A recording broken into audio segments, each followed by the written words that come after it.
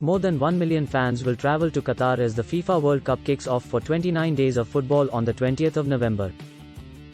But before a football has even been kicked, the World Cup in Qatar has been surrounded in controversy, which began 12 years ago when the world's biggest football tournament was awarded to the country. Here are the 5 top most controversies that hit the Qatar. Number 1.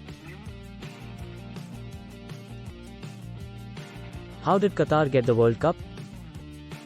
Qatar won the bid for the World Cup in 2010, beating USA by 14 votes to 8. It was a big surprise and investigations was made with allegations of corruption and bribery.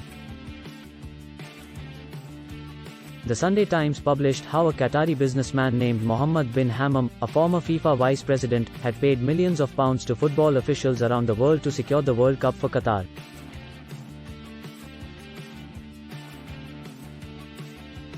Recently, Sepp Blatter, who was president of FIFA when Qatar was awarded the World Cup, admitted that the decision to give the country the tournament was a mistake.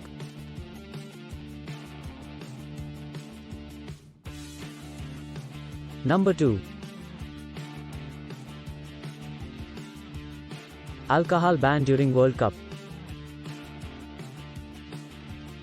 The sale of alcohol was banned only 2 days before the soccer tournament is set to start, and only non-alcoholic beer is allowed. However, when Qatar launched its bid to host the World Cup, the country agreed to FIFA's requirements of selling alcohol in stadiums. Number 3. Human rights violation in Qatar. Qatar, which follows strict Muslim laws, has been criticized for its human rights record.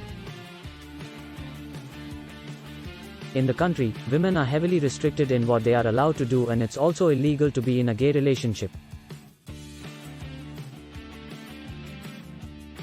Preparation for the World Cup has also seen concerns over the treatment of workers from abroad in the country. In response, Amnesty International, which campaigns on human rights issues, said, "There's never been a right time to talk about human rights issues in Qatar as far as FIFA is concerned."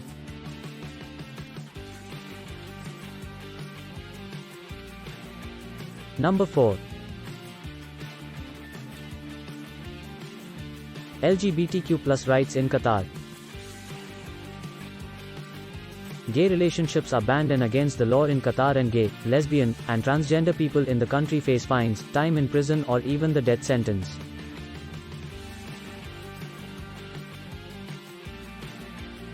The World Cup's organizers say, everyone is welcome, and claim no one will be discriminated against. But Chief Executive Nasser Al-Khatar said there will not be a change to the country's laws during the tournament, and asked visitors to still respect our culture.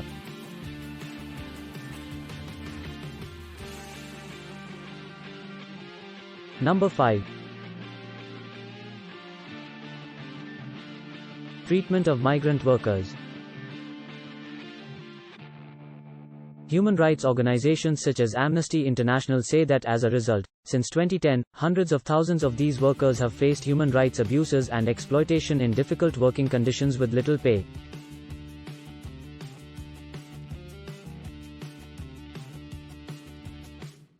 Qatar says its kafala system has been partially dismantled and allegations of human rights abuses are unfair.